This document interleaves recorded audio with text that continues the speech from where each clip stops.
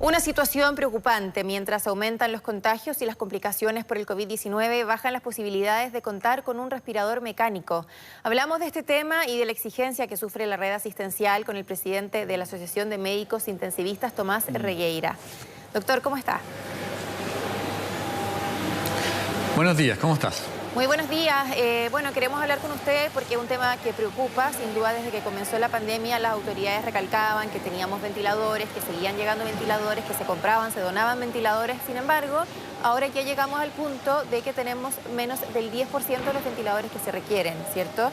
En ese sentido, quería preguntarle qué tan grave es el escenario al cual nos enfrentamos, por ejemplo, de las personas hospitalizadas. ¿Qué porcentaje va a requerir un ventilador mecánico?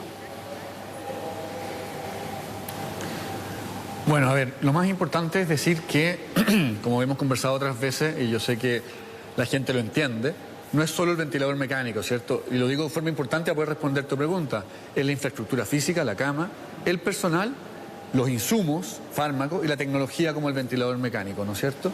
¿Qué sucede en este momento? En este momento, en Santiago, sobre todo en la región metropolitana, pero también en Antofagasta, tenemos pacientes que están fuera de la unidad de cuidado intensivo, vale decir, están siendo ventilados en pabellón, en urgencias y en salas de pediatría y en salas de agudo. Eso quiere decir que ya se nos acabaron las camas de intensivo y la gente está siendo ventilada, más de 300 personas, fuera de la unidad de cuidado intensivo, en lugares que, por supuesto, no están habituados a hacer esto y claramente, ¿cierto?, se asocian lamentablemente a pérdida de calidad. Te digo esto en relación a tu respuesta porque no son los ventiladores el problema.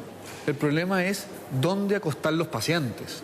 En este momento en la región metropolitana hay 70 pacientes en ventilación mecánica en las unidades de urgencia.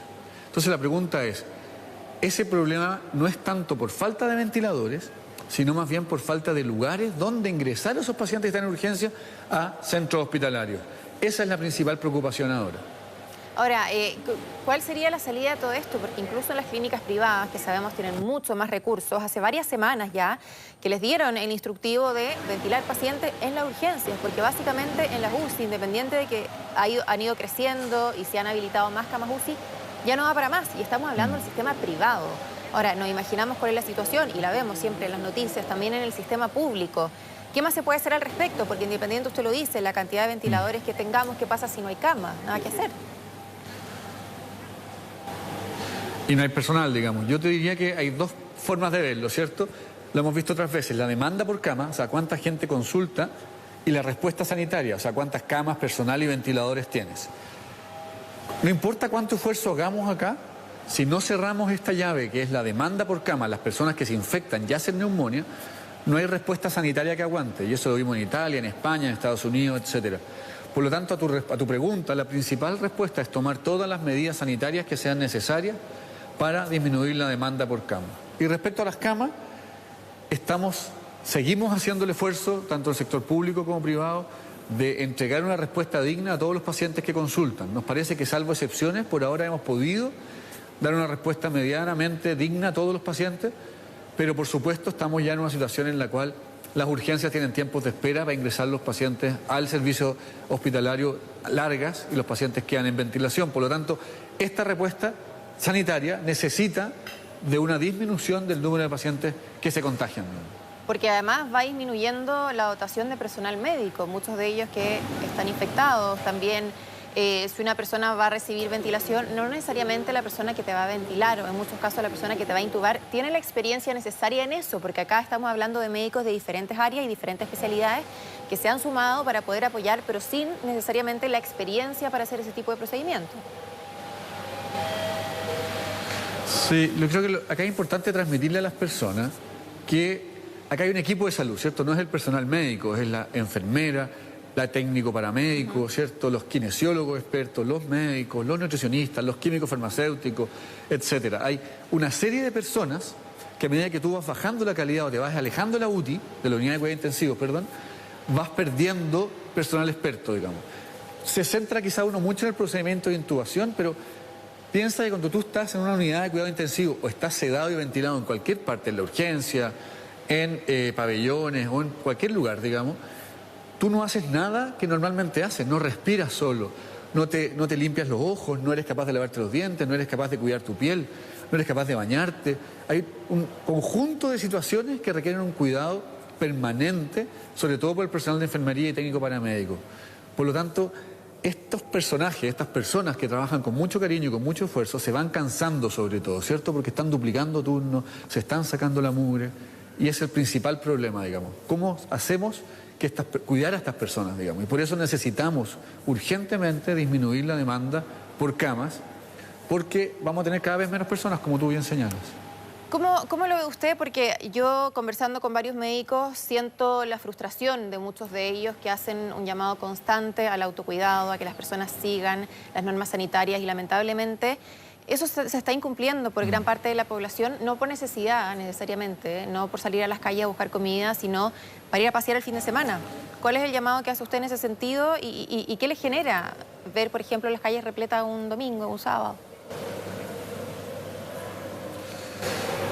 Sí, esto ha sido extremadamente complejo, ¿no es cierto? Yo trabajo en intensivo, digamos, no es mi área de expertise o de mayor competencia la salud pública, pero sí es de sentido común, ¿no es cierto?, que hoy en día en Santiago, en la región metropolitana, entiendo, hay más de 140.000 empresas abiertas, desde deliveries, McDonald's, ferreterías de la esquina, que yo entiendo tienen que subsistir todos, pero si no, hay más de 2,5 millones de personas transitando en Santiago diariamente, digamos, no...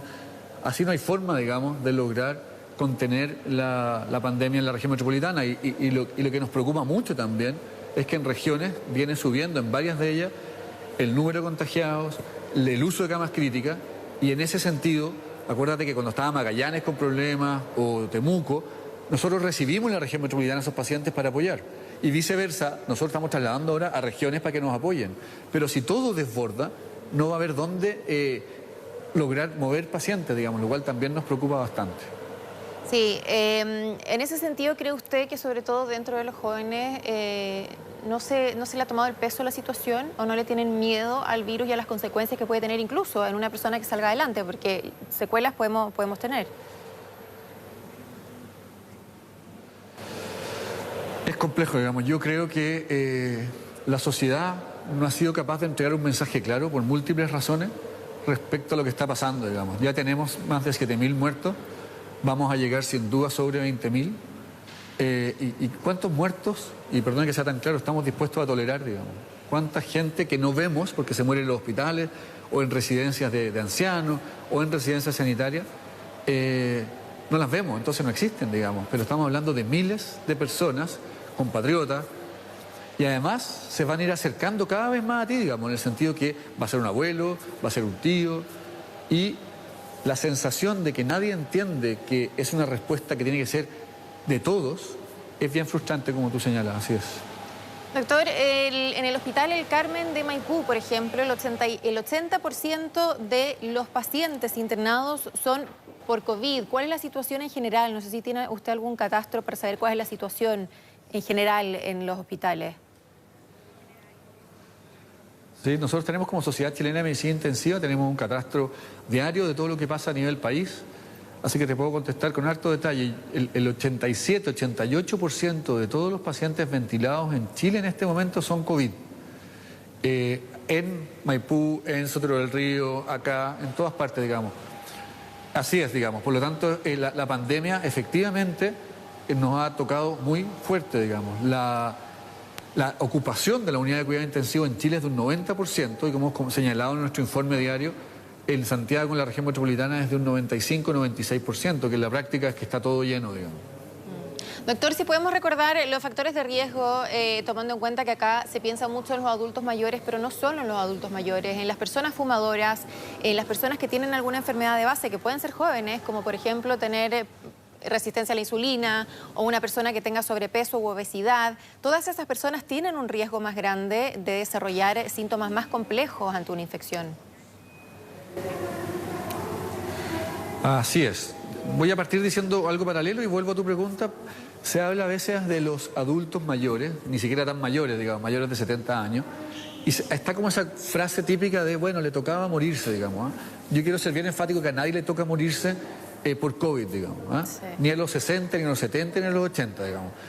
La gente que está muriendo a esa edad porque tiene más riesgo de morir efectivamente cuando contrae la enfermedad, muere porque somos incapaces de controlar la pandemia, digamos, porque no tendrían por qué morirse. Esa frase como que también es bien frustrante. Dicho eso, efectivamente, la hipertensión, la obesidad en forma muy importante, la diabetes, sobre todo esos tres factores, y ser fumador y tener enfisema, son factores que sin duda se asocian a más mortalidad en estos pacientes, digamos, a mayor riesgo de contraer una enfermedad grave y de fallecer producto de la enfermedad. Son pacientes mucho más difíciles de rescatar que un paciente sano previo, efectivamente.